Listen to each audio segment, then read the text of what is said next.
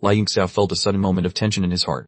He understood that his true identity had been more than half exposed. He still intentionally feigned ignorance, scratching his head and laughing. Oh, big brother, so this move is called the Great Wind and Cloud Palm. I thought it was the old man's desperate 18 styles that looked quite messy. Ning Hangfeng let out a cold snort and said, this palm technique is very similar to the ultimate skill of a certain master. You must come with me. I need to verify his suspicion. As he spoke, he waved his hand, and a surge of Imperial Kai pressed down toward Lai Yingxiao to capture him. Lai Yingxiao stepped back in surprise. No time.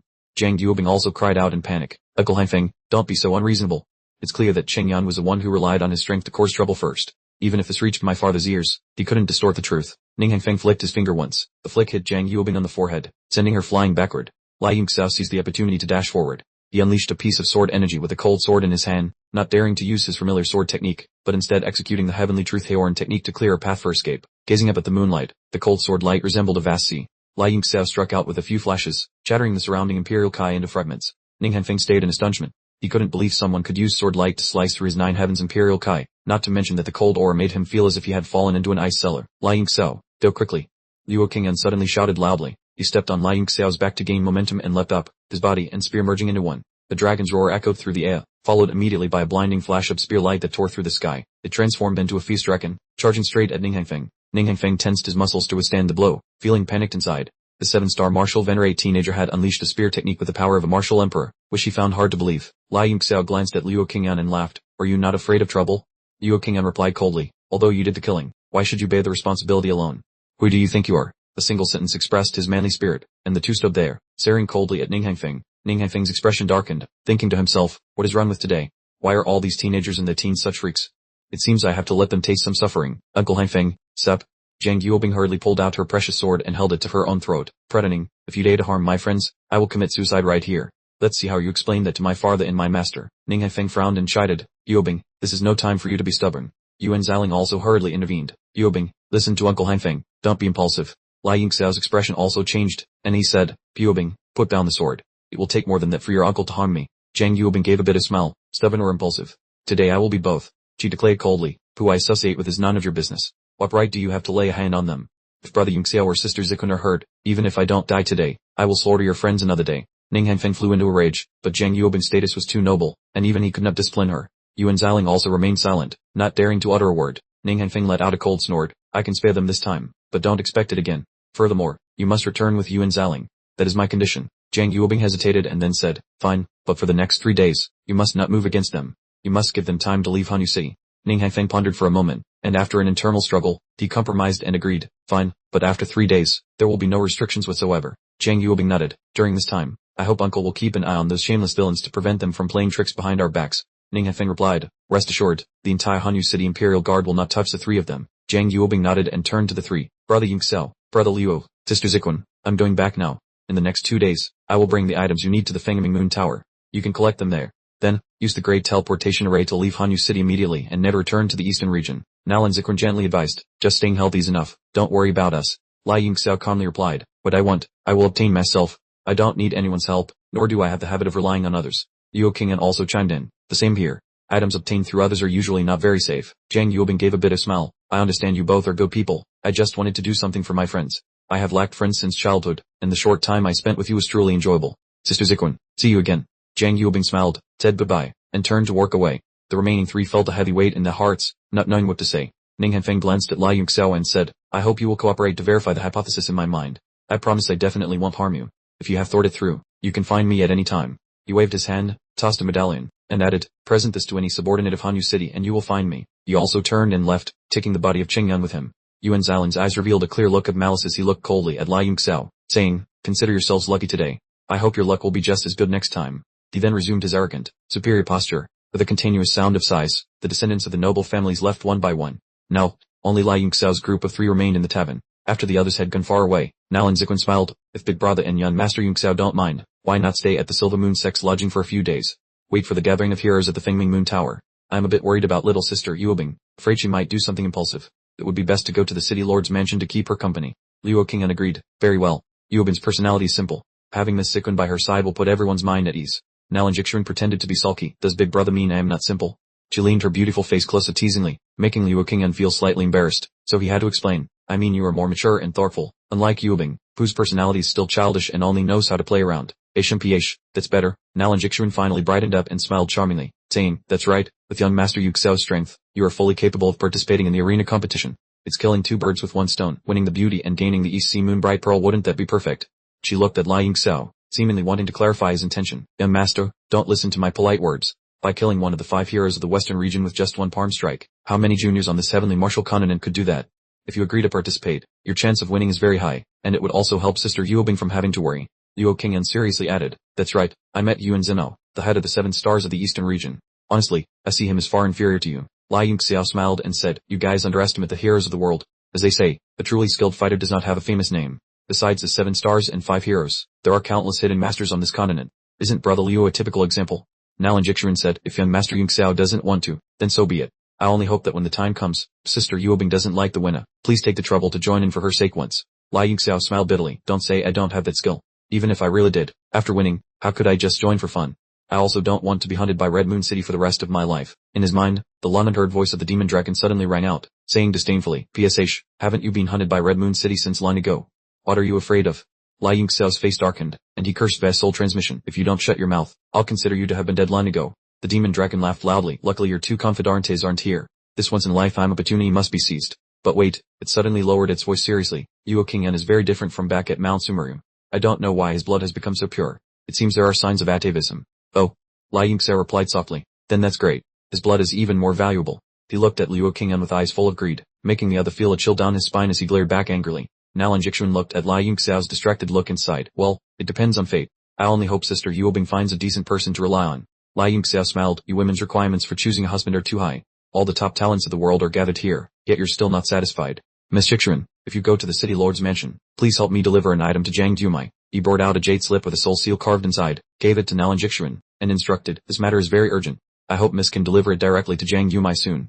Nalan Jixuan was slightly suspicious. That fat woman and Sister Yuobing are like fire and water, and she's harmed her many times. If you consider us friends, I hope young Master Yingxiao doesn't get too close to her. Li Yingxiao smiled reassuringly. Rest assured, this is a bit of a private grievance between me and Jiang Dumai. I'm troubling you. Nalan Jixuan put away the jade slip and replied, alright then. He took out a compass car, looked at the two, and said, we've reached the Silver Moon Sex Land. You two go inside. I have to go to the city lord's mansion. Farewell. The two watched her figure gradually disappear. Luo Qingyan then steered the compass car in another direction. Li Yingxiao asked suspiciously, Brother Luo, where are you going? The two of them, one following the other, went deep into the deserted forest. Luo Qingyan suddenly stopped and jumped down. In Li Yingxiao's heart, a strange premonition suddenly arose. Seeing the fighting spirit flare up on Luo Qingyan's body, he smiled slightly. What is it? Do you want to compete? The profound energy around Luo Qingyan's body vibrated violently as if he were trying to suppress something.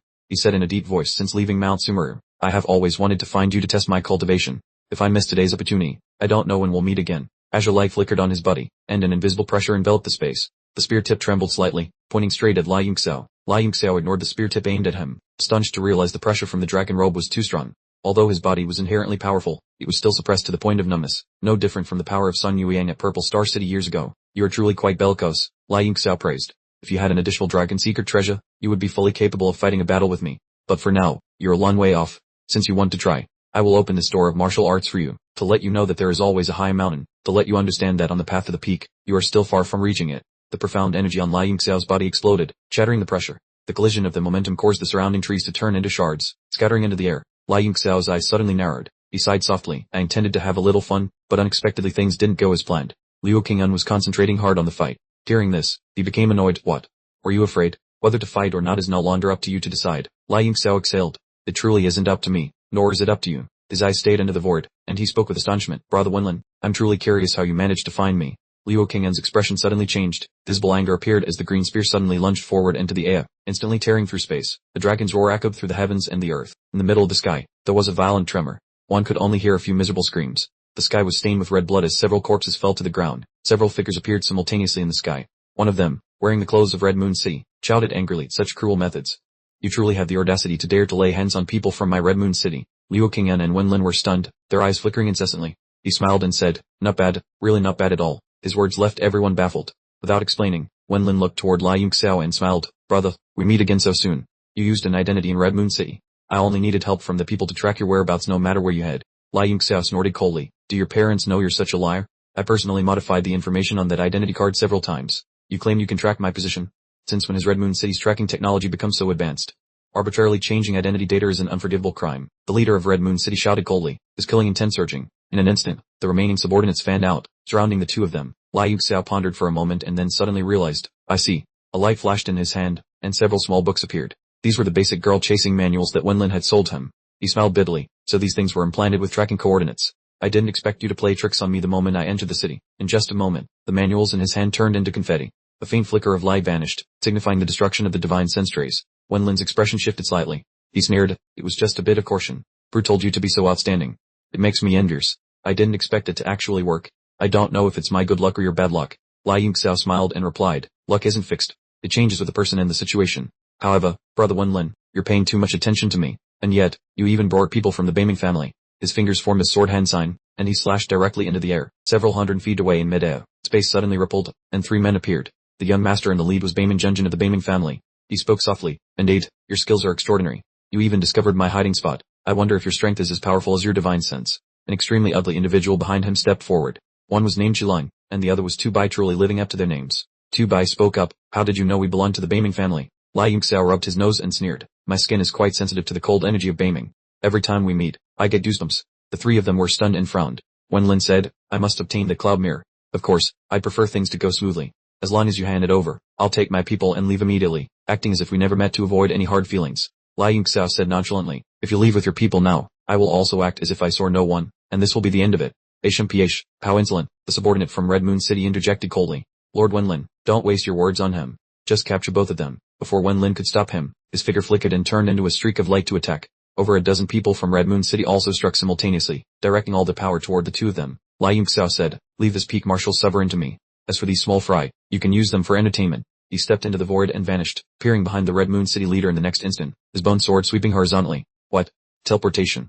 A strange smile appeared on the Red Moon City leader's face as the sword light swept through his previous position, his body that gradually dissipated, turning into a bolt of blue lightning before disappearing. Body into lightning, Liu Xiao was briefly stunned and then understood. The Jiang family in Red Moon City is a branch that split from the base sect years ago. It makes sense they kept this cultivation technique. It's just my first time seeing someone else use it, so it felt strange. The Red Moon City leader laughed loudly. So you recognize my Jiang family's body into lightning technique. Without the suppression of the 9 heavens Emperor Kai, you have no choice but to die in despair. HMPH, Liu Xiao snorted, pouring divine fluid power into his sword. Were you people of Red Moon City just frogs at the bottom of a well? The world's martial arts are as vast as the ocean. Anyone with a brain would never dare call themselves invincible. Die. The Red Moon City expert's body swelled until he looked like a bloated blue figure.